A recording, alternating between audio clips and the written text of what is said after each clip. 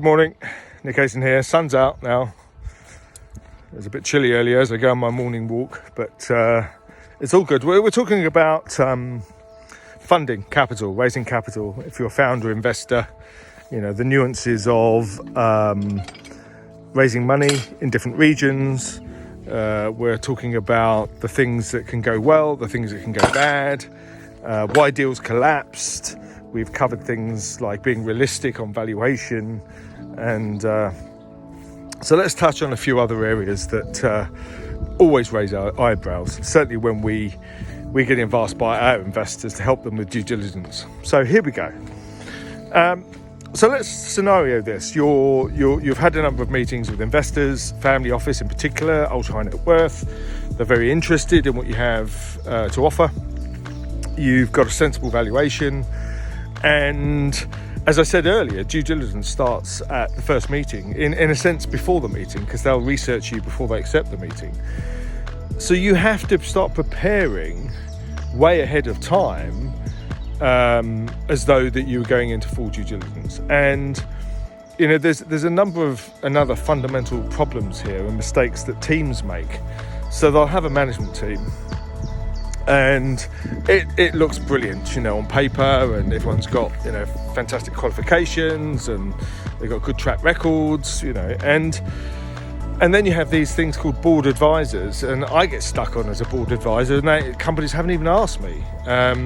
So board advisors can work massively against you. Obviously, as a small business, non-execs are out of the question, and we know you don't have much capital. But here's the thing, if you have a team, there's some fundamental things you need. Any advisor, any board advisor, strategic advisor must have a role and be adding value to what you're doing. You can't just have their name on your deck to make it look good. The second problem and the second giveaway is that if you've got another job showing on your LinkedIn account, the first question the investor will say is, you know, are you 100% focused on this? And it's amazing that, you know, management teams do not have a completely joined up story on social media. You know, there'll be a mix and match. They don't even have the name right. Maybe you don't have a LinkedIn company page, and you describe the proposition in each page differently. There's no consistency, there's no uniformity. And then you have a bunch of advisors that are clearly just either friends or a famous name that you think will give your project kudos. And you know, very, very rarely are investors fooled by that. The other aspect, of course, is, you know, that if you've got business failures and there are things that haven't gone wrong, and you know, you haven't had such a great time and great track record, in effect you can spin that to a very positive. There used to be a big sort of negativity around being bankrupt as an entrepreneur, certainly 20-30 years ago.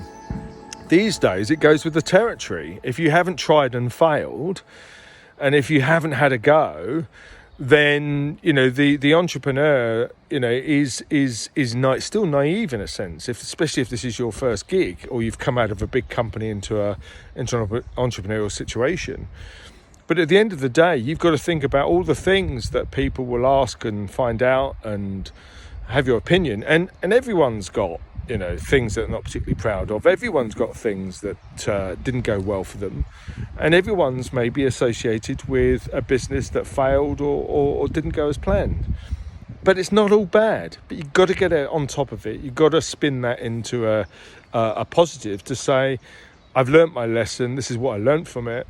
But also, you know, investors do like the fact that you've been on the back foot and you have experienced failure, that it's not all been rosy in the garden. Talk soon.